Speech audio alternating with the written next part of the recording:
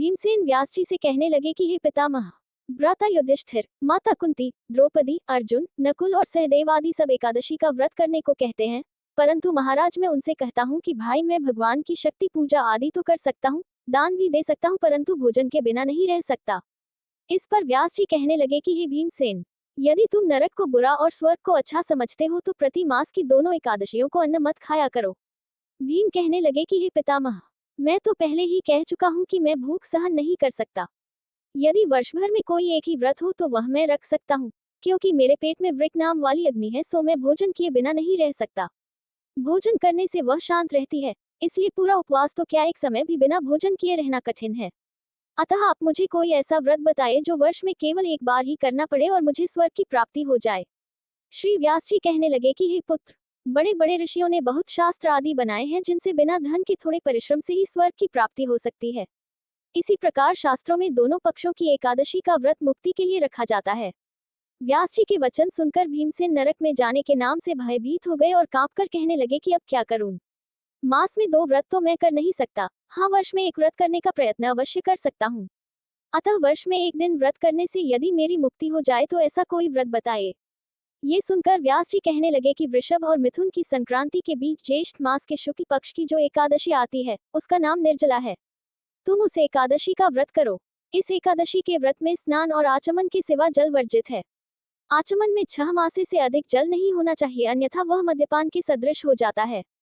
इस दिन भोजन नहीं करना चाहिए, क्योंकि भोजन करने से व्रत नष्ट हो जाता है।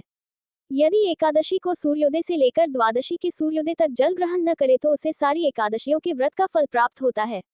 द्वादशी को सूर्योदय से पहले उठकर स्नान आदि करके ब्राह्मणों का दान आदि देना चाहिए।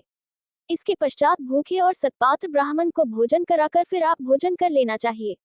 इसका फल पूरे एक वर्ष की संपूर्ण एकादशियों के बराबर होता है। व्यास जी कहने लगे कि हे भीमसेन, यह मुझको स्वयं भगवान ने बताया है। इस एकादशी का पुण्य समस्त तीर्थों और दानों से अधिक है। केवल एक दिन मनुष्य निर्जल रहने से पापों से मुक्त हो जाता है। जो मनुष्य निर्जला एकादशी का व्रत करते हैं उनकी मृत्यु के समय यमदूत आकर नहीं घेरते, वरन भगवान के पार्षद उसे पुष्पक विमान में बिठाकर स्वर्ग को ले जाते हैं। अतः संसार में सबसे श्रेष्ठ निर्जला एकादशी का व्रत है, इसलिए यत्न के साथ इस व्रत को करना चाहिए। उस दिन ओम नमो भगवते वासुदेवाय मंत्र का उच्चारण करना चाहिए और गोदान करना चाहिए। इस प्रकार व्यास जी की आज्ञानुसार भीमसेन ने इस व्रत को किया, इसलिए इस एकादशी को भीमसेनी या पांडव एकादशी भी कहते हैं। निर्जला व्रत करने से पूर्व भगवान से प्रार्थना करें कि हे भगवान, आज मैं निर्जला व्रत करता हूँ, दूसरे दिन भोजन करूंगा। मैं इस व्रत को श्रद्धा पूर्वक करूंगा, अतः आपकी कृपा से मेरे सब पाप नष्ट हो जाएं। इस दिन जल से भरा हुआ एक घड़ा वस्त्र से ढंक कर स्वर्ण सहित दान करना चाहिए। जो मनुष्य इस व्रत को करते हैं उनको करोड़ पल सोने के दान का फल मिलता है, और जो इस दिन यज्ञादिक करते हैं उनका फल तो वर्णन ही नहीं किया जा सकता। इस एकादशी के व्रत से मनुष्य विष्णुलोक को प्राप्त होता है। जो मनुष्य इस दिन अन्न खाते हैं वे चांडाल के समान हैं, वे अंत में नरक में जाते हैं। जिसने निर्जला एकादशी का व्रत किया है वह चाहे ब्रह्म हत्यारा हो, मद्यपान करता हो, चोरी की हो या गुरु के साथ द्वेष किया हो, मगर इस व्रत के प्रभाव से स्वर्ग जाता है। हे कुंती पुत्र, जो पुरुष या स्त्री श्रद्धापूर्वक इस व्रत को करते हैं उन्हें अग्रलिखित कर्म करने चाहिए।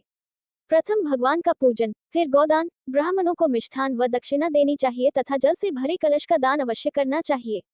निर्जला के दिन अन्न, वस्त्र, उपाहन, जूती आदि का दान भी करना चाहिए। जो मनुष्य भक्तिपूर्वक इस कथा को पढ़ते या सुनते हैं उन्हें निश्चय ही स्वर्ग की प्राप्ति होती है।